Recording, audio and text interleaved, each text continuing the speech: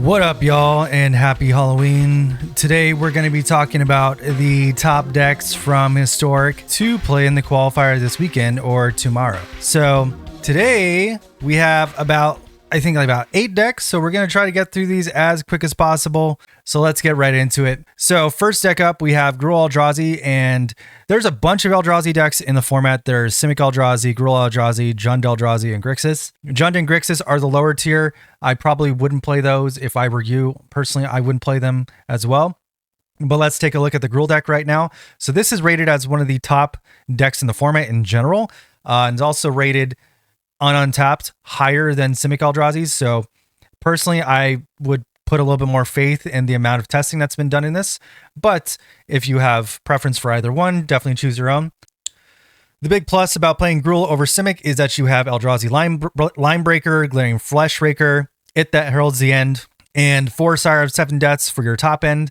And then you're also playing like Wasescape, Battle Mage on your sideboard, some Ratchet Bombs, Disruptor Flutes. Really, the biggest difference in this deck is that you're playing for kind of like an early game aggro style. So you're playing like ELDRAZI Line Breaker, which can get +X+O until end of turn, where X is the number of ELDRAZI you control at the beginning of your combat. So this has Trample and can become like a 10-3 like pretty quickly. If you have more than one out in the field, it becomes extremely crazy. So this deck kind of runs out of control with this card. So you can play Ugin's Labyrinth with this. You also have 4 ELDRAZI Temple. So everything is kind of at your fingertips to get on the ground running really quickly with this. But you do need a colored land for that. So that's why we have a bunch of Cavern of Souls, Secluded Courtyard, Unclaimed Territory, everything naming ELDRAZI, of course.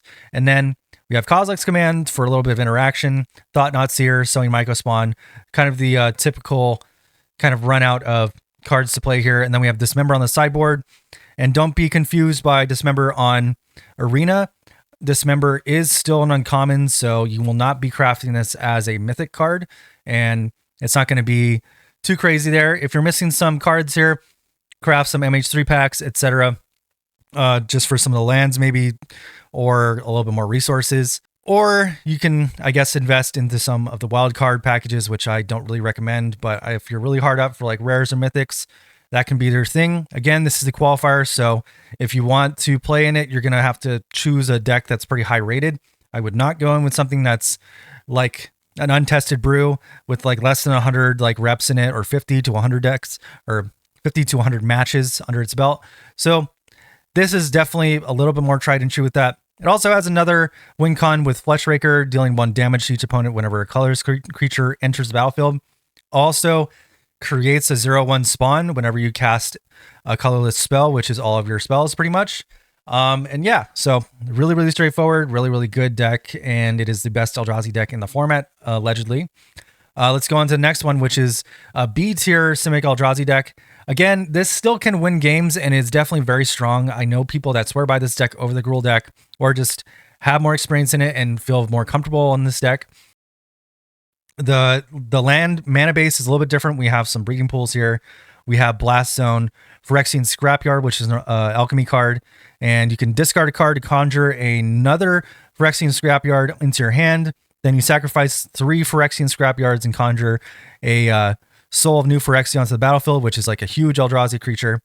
So yeah, that can be an interesting win con. It also has Ugin's Binding, which is definitely different from the GRUUL build, where you can bounce a card, but whenever you play a colorless spell with mana value 7 or greater, you may exile from your graveyard and then bounce your opponent's entire board other than their lands. So you can bounce all their non-land permanents. Really good against the BOROS decks because they don't like any of that stuff that doesn't have like, targeting attached to it. So this is kind of like a kind of Cyclonic Rift for them. Yeah, and I believe you can trigger this off evoking the Null Drifter, if I'm not mistaken. But yeah, overall, really easy to get to some of your bigger spells as well if you want to just hardcast Null Drifter or Devour or Ugin. So you can just like use all of your ELDRAZI Temples, Ugin's Labyrinth to get to some of these bigger spells. You don't have like Sire of 7 Deaths to kind of like hold down the battlefield here, but you do have Emrakul and some Ugins to kind of like hold it down. But yeah, so this deck is really good. Kozilek's Command, again, an all-star in this deck. Really, really, really strong card. But yeah, on the sideboard, we have some more blue cards, so we can cast Consign to Memory, and then some other stuff to counter the GRUUL matchups. If you win game 1 and you're on the draw game 2, you can sideboard in the Gemstone Cavern in order to have a little bit of ramp. Obviously, there's only one copy, so it's a little bit harder to do that. And then there's a Cavern of Souls to name Eldrazi and play through some counter spells if you need to, specifically Consigned Memories, because almost every blue deck has that on their sideboard. But yeah, really straightforward deck, and definitely worth playing if you like Eldrazi. If you like mid-range decks, this one definitely is for you. GRUUL Eldrazi is also a little bit mid-range, but a little bit more aggro leaning, so definitely 2 really cool flavors. Again, wouldn't choose Jund or Grixis because they're kind of playing more convoluted game plans. These are more straightforward and more tested. So yeah. All right, so now moving on into the Boros decks here, and both of these are rated as like A tier according to Untapped. They have a ton of games, super high win rate.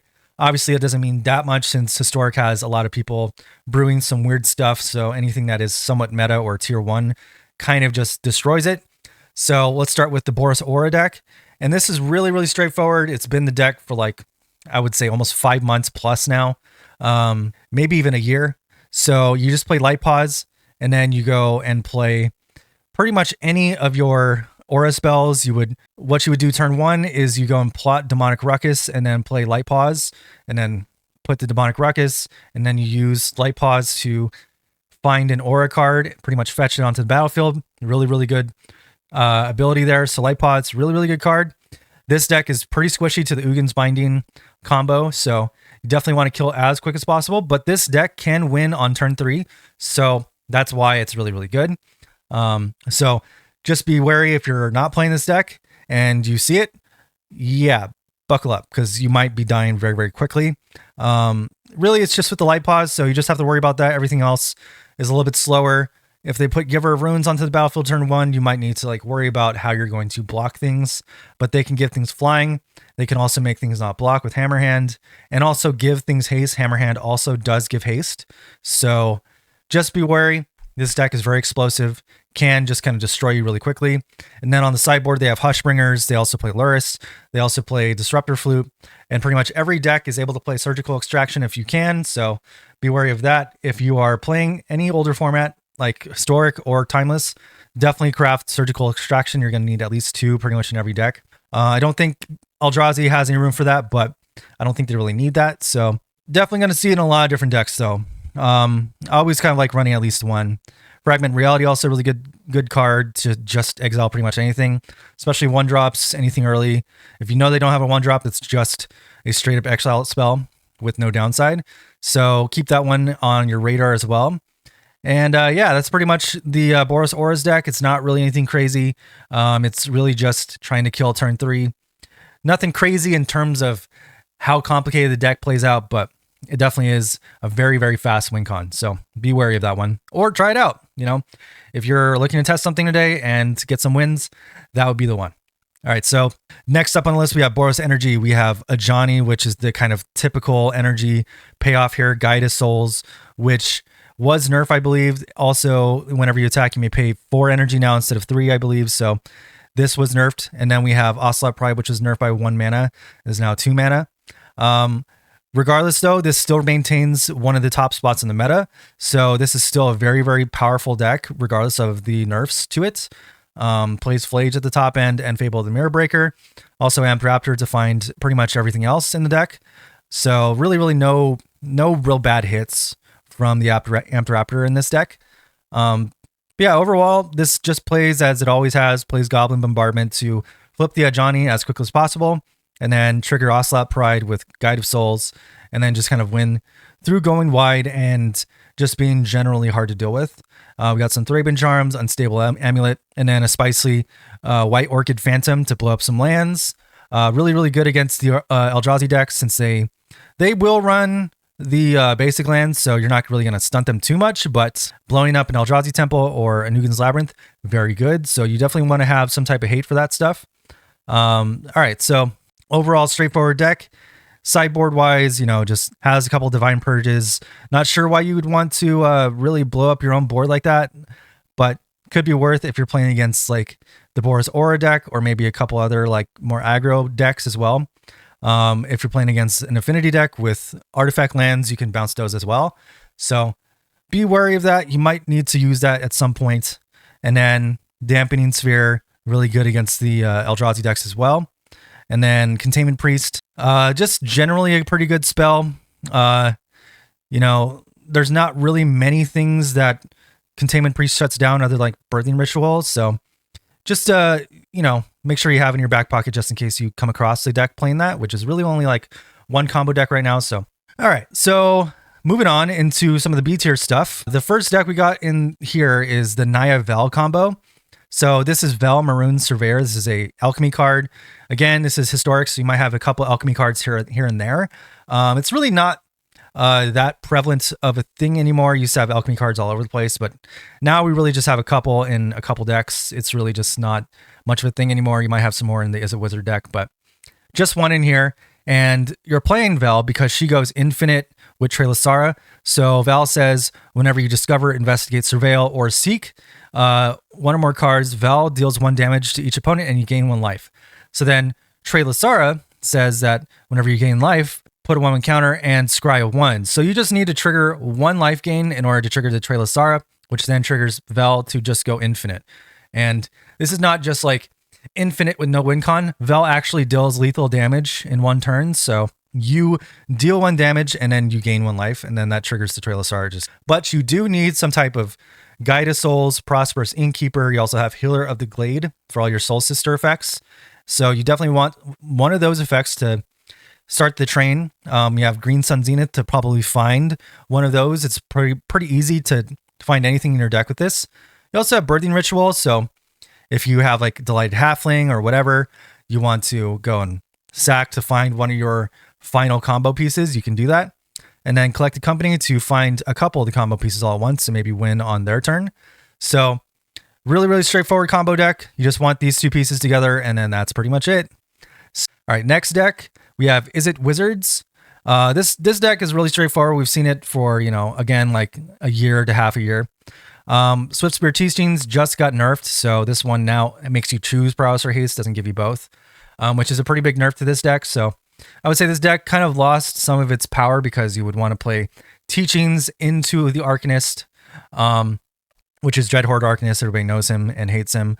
And yeah, really, really, you know, kind of a bummer to nerf this card like this. But, you know, I guess if it needed to happen, it needed to happen. Really bad and poor timing on their part, nerfing it this week before the qualifier. But yeah, so anyways, Ponder also very good. So you have Ponder in this deck as well, Chain Lightning, as well as Symmetry Sage, which still is buffed. And then you have Wizard Lightning, Flame of Anor, and then you have a couple more alchemy cards with the Shanties, Hymn to the Ages and Ribald's Shanty, which can pretty much kill anything and then draw a ton of cards. So this deck can like kind of filter through itself multiple times and kind of spin its own wheels. Will say though that if you face a Chalice of the Void and you cannot blow it up, you will lose on the spot. So Chalice of the Void, extremely good against this deck. Chalice on 1, Chalice on 2 pretty much shuts you down altogether. So it might be worth to sideboard in some Meltdowns and maybe a Prismari command or just more Flame of Anors on the sideboard. Either way, you need to be able to deal with the Chalice or you will lose pretty much every match against GRUUL ELDRAZI, which is one of the reasons why they play those decks in general. So yeah, just be wary of that and know that you can pretty much get your game stopped at any point. All right, so next deck we're going to talk about is going to be GOYFS. This is kind of a newer deck, but it's also really, really fun. And it is exactly what it sounds like. You're playing a bunch of Goyfs and Lurgoyfs in the deck. You have Tarmogoyf as your 2-drop, Barogoyf, and Pyrogoyf. And Pyrogoyf is the big new one here. And this is a commander card. Whenever Pyrogoyf or another Lurgoyf, which is Tarmogoyf or Barogoyf, enter, you may have it deal its power to any target. So you just blast them out with damage super easily here. But the rest of the deck is actually really good too. You know, Barogoyf, Death Touch, and Lifelink, awesome stats. And then if it deals damage to a player, you may have, you may mill that many cards. So you don't have to. If you do, you may put a creature card from among them into your hand. So you have to mill a creature card in order to return it. It doesn't just return anything in your graveyard to your hand. But then you also have Jarzul, Crucius, and Grist. So you have a couple alchemy cards here, but these are really, really, really, really good cards. You might be able to get away with not playing Jarzul in this deck, but Crucius is definitely a little bit more up there on like things you need to craft. And also Grist. So this has a few more mythics than I would like in general. There might be a world where you can just leave out these 3 cards as a whole or just play like Grist or something. go a little bit harder on the grist, and then go more removal, stuff like that, more disruption. But yeah, so Crucius allows you to kind of filter through your deck and put stuff into the graveyard. Jarzo allows you to play stuff out of your graveyard, and then Grist kills stuff and mills yourself as well. So this kind of just feeds itself over and over, and then you can have your GOYFS just deal lethal damage. Its sideboard's really good. You have Meltdowns, Extractions, also Kroxa and Choline Ritual, which really blow out all the aggro decks in general. Everything from NAYA Vel, BOROS Auras, BOROS, IZZET Wizards. Everything just gets blown up by Choline Ritual right now. So extremely effective spell. So I would definitely put Choline Ritual higher on the tier list of like, this card is really good right now. You also have Ignoble Hierarchs to get it out a little bit earlier if you need to. Ignoble Hierarch, really good modern mana dork. This has been kind of a staple since MH2, so for years this has been really good. And then Grist as well. So you have a bunch of stuff at your ready and available here. It's kind of a newer deck. Definitely people have it more on their radar for things that they want to play. Personally, I definitely have been testing this deck out a fair bit, and it's really good. I would say the only sus card in this list here is probably the Extracted Confession. This could be probably any other removal spell. It could also just be, you know, something like Dismember or something like that, which again is an uncommon. So if you craft it and it looks like a mythic, it will craft as an uncommon. So you're not going to be wasting any cards there. But yeah, so super worth trying out. All right, so now the last deck on the list here is IZZET Affinity, and yep, it is playing a bunch of IZZET cards and it is playing a bunch of artifacts. The biggest payoff here is Kappa Cannoneer, which is a rare, luckily not a mythic. And yeah, Kappa Cannoneer you can get in by, you know, casting a bunch of your 0-mana spells, Mox Amber, Ornithopter, and triggering Pinnacle Emissary, and then making a bunch of like game pieces like clues and stuff with Tamiyo, Retrofitter Foundry, and then, you know, ideally Kappa Cannoneer turn 2, and then you can kind of like set up a win from there. Then you have Thought Monitors to refill your hands, Emery of the Lock to get back Kappa Cannoneer if they somehow kill it through the ward 4. But yeah, just in general, this deck is really hard to deal with. This is the one deck that like the Divine Purge is probably good against, because you can bounce stuff like Sea of the Synod. And then just everything else becomes like really awkward to play. So this deck really good. Emery of the Lock, Tezzeret can find pretty much all your game pieces that you need, as well as just Tezzeret possibly being a win con in this deck. Not too many things for it to tutor up, but the things that it is tutoring up are really useful, like Foundry or a Thopter. So, you know, you really can just kind of go crazy. No 2-drops in this deck, but you don't really need those. Really the big thing here is you just want to shut them down. You have Metallic Rebuke, so you can shut down any like, you know, big Haymaker spells pretty easily after turn 1. And then you can kind of like really make it hard for them to deal with your Kappa Cannoneer and just make it unblockable and crazy big every turn, because this does put a counter and it can't be blocked every turn. So it's not like they can chump this guy. Now you can improvise it in. So just want to get that out there. Thought Monitor again to fill your hands. Metallic Rebuke, Emery, Sink into Stupor, Pinnacle Emissary. Pretty much this deck has everything going for it. Only thing it's not able to do is stuff that it has in Modern with like Force Negation or a couple other like Mishra's Baubles, etc. And this is also a Timeless deck too. So if you build this deck and you like it and you're having fun, you can also play it in Timeless. There's other things to try out there as well. So definitely worth trying out, and I think it's really good. So I've tested this one as well a bunch this week, so definitely more up my alley with types of decks I like playing. Personally, I like IZZET Affinity, Jund GOYFS, and probably GRUUL ELDRAZI. Everything else is not really for me. But yeah, so those are all the decks that I kind of wanted to talk about here. Hopefully you find something that you're interested in. Again, we got a qualifier tomorrow, so it's a pretty big opportunity for you to kind of just like stretch your wings if you're trying to get into Historic a little bit. We had the metagame challenge also last week, so you know, if you've been trying out decks and you're still looking for more stuff, this is kind of like, there are a few more decks that are rated here, like in the top tier of Historic, but we don't have really anybody monitoring the meta in Historic other than like Untapped. MTG Goldfish like refuses to touch it for some reason, and a few other sources don't really have anything like kind of mapped out. So Historic is kind of just Wild West because it doesn't really see too much competitive play in terms of like qualifiers other than that, so people don't really pay attention to it. But it's a really fun format, and if you want to play something other than Standard or Pioneer or Timeless, this is definitely a cool place to go because you don't have to worry about any of the land destruction stuff that is in Timeless. So you can definitely brew for this format, and it's definitely not an unbrewable format. but there's a lot of stuff that has risen to the top, and people typically only kind of stick around this stuff. Ever since Soren got pretty much nerf banned out of the format, everything opened up, so this format has a lot of places to be explored still, and I think it's still gonna get more life once we get more cards in the format and stuff like that. So stay tuned, and good luck in the qualifier. Happy Halloween. I will see you next time.